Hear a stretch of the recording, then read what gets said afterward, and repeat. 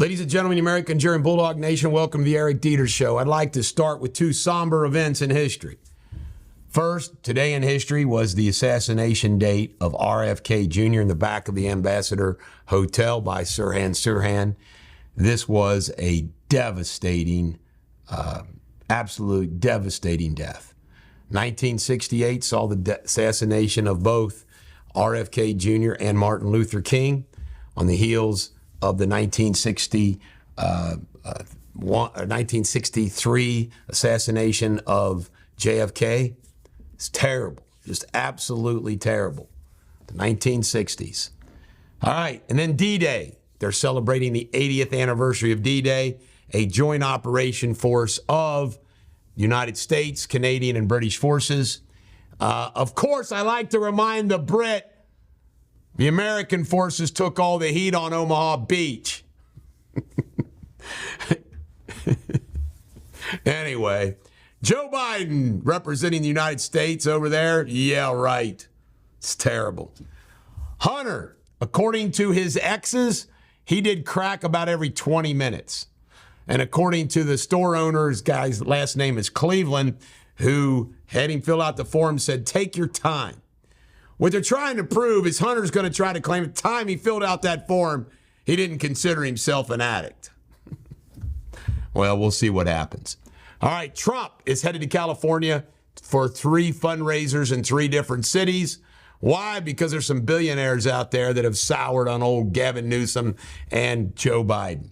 50 Cent says Trump is the man, and black males continue to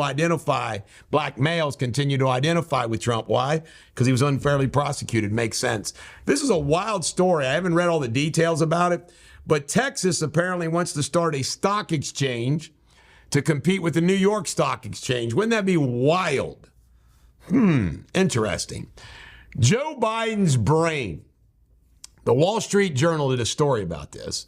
Mike Pompeo and others have weighed in on it, including Ronnie Johnson, President Trump's former doctor. But the Wall Street Journal interviewed like 50 folks, and they said that, this isn't good. In fact, the Wall Street Journal is really pissed off the Biden administration. Now, I want to share something with you that I got to check out. I have a doctor's friend who I saw this week. And my doctor's friend tells me that he personally knows the doctor that treated Joe Biden back in his Senate days for some type of a stroke or something, and that part of his frontal lobe was removed. Now, this is why, this guy stated this like for fact. And that's why you have all of his goofy ass behavior, that he's missing part of his frontal lobe. Now, is this true? Well, I don't know. But this guy wouldn't lie to me. This guy is credible as can be. Do we have a president who's missing part of his frontal lobe? It's pretty wild. We do know we have a president who doesn't know what the hell's going on.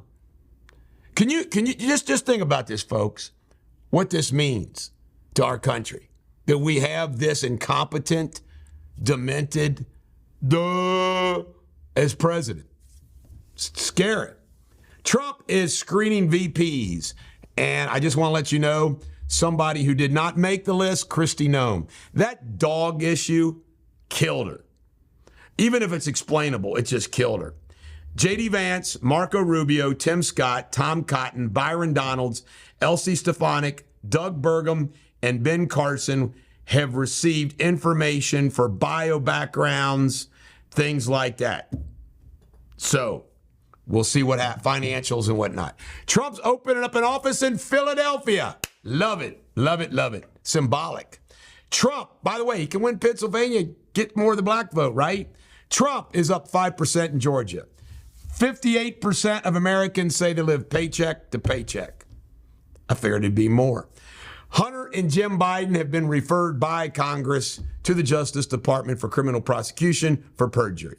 What'll happen? Nothing. Why? Because it's all odious, fosty harlots.